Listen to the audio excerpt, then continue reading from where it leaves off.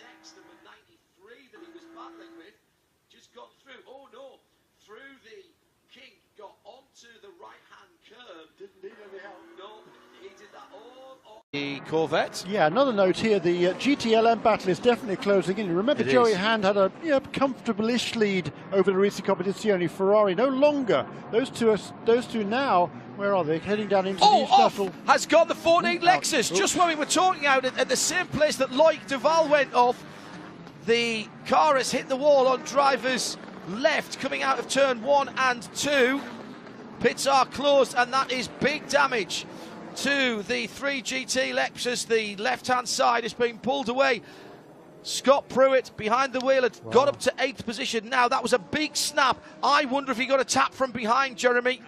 And by the way, I've just had 3 million tweets to remind you that Seb Morris isn't an Englishman. 3 million tweets from the population of Wales. He was born in Wrexham. He told me he was from Chester. Right, okay. Britain then. Yes, okay. And, well, a rather rueful Scott Pruitt. The whole of the front end of the 14 car is being ripped off. If it is a touch, it's one of the Corvettes. It's not a touch. It was just too much right foot from the very experienced Scott Pruitt. And it's certainly a very brave move by young Seb Morris there, down almost on the apron to make the move down the inside of some traffic. And then he's going to clear these other GT cars relatively quickly. But this is what I expected here. I expected Jeff Gordon just to be really careful. There you see Seb Morris. He's taking chances. Look at that. Jeff Gordon very much in the mix. The 70 car, I think he'd just come out of pit lane.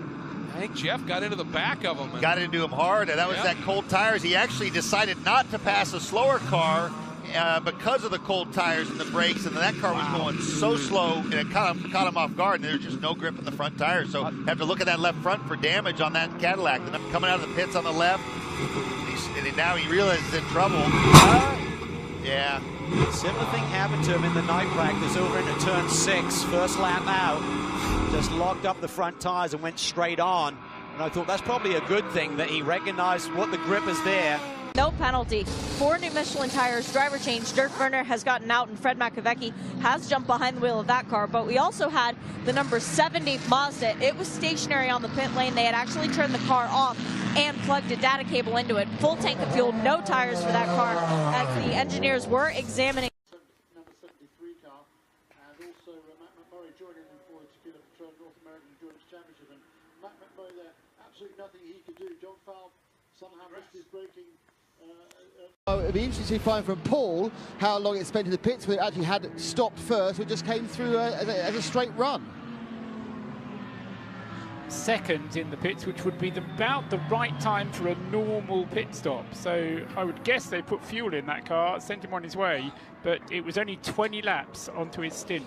Eric Curran trying to go for a no-brainer to go straight onto wet. There's no question now, but I think that there was a case as the rain started to stay out on slicks for a bit. Oh, big spin into turn 1, massive spin, and it thankfully the car I don't think has hit anything, but it's still spinning now and has very nearly rejoined at turn 6. That's the number 11 Lamborghini Huracan. And Ezequiel Perez Companc, the young Argentinian there, the son of Luis Perez Companc, yes. So the question is, was that a tyre failure or was that just a mistake? Talk about the alacrity with which he's resumed. Indeed. But I think the other people have taken some time to make the cars better suitable for this weather condition. So we'll have to wait and see. I mean, René is doing his thing out there, and like I said before, we have to stay out of trouble and keep our nose clean.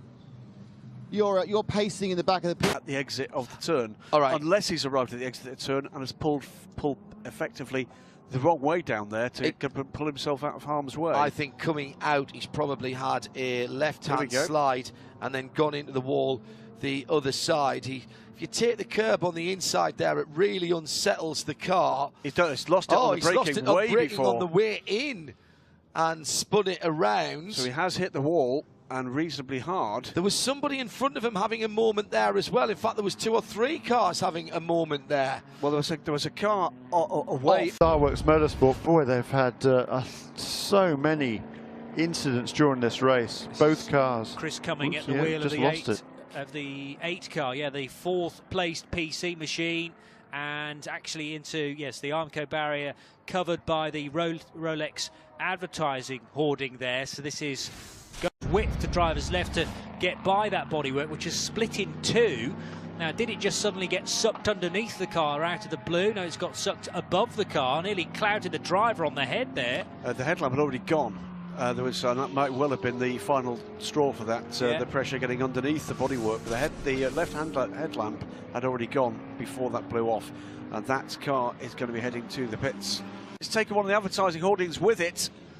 Now, which car was that? 2 or 22? It's the. I think it's the 2. Yes, it is the 2. And now, well, Travis Roffler of Continental will be delighted to get that coverage as he swerves out right in front of a BMW. That must be the 19 car. It is, yeah. And leaves the Continental tyre.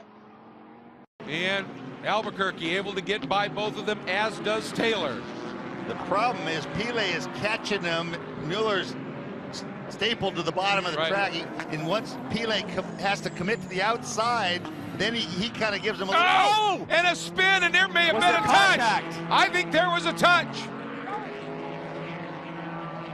We're getting confirmation there was contact. Ricky Taylor had been so good on the brakes into turn 1. I don't know if traffic had something to do with it. We'll look back, but Albuquerque now out of the way. Was he so unceremoniously moved? Let's find out. Albuquerque is easy on the brakes, and Ricky just releases that brake pedal like Dirk Mueller did, but he was not close enough, guys. He was not close enough to make that move. It was a bit clumsy. Oh boy, it's under review. It's a bit clumsy, but no.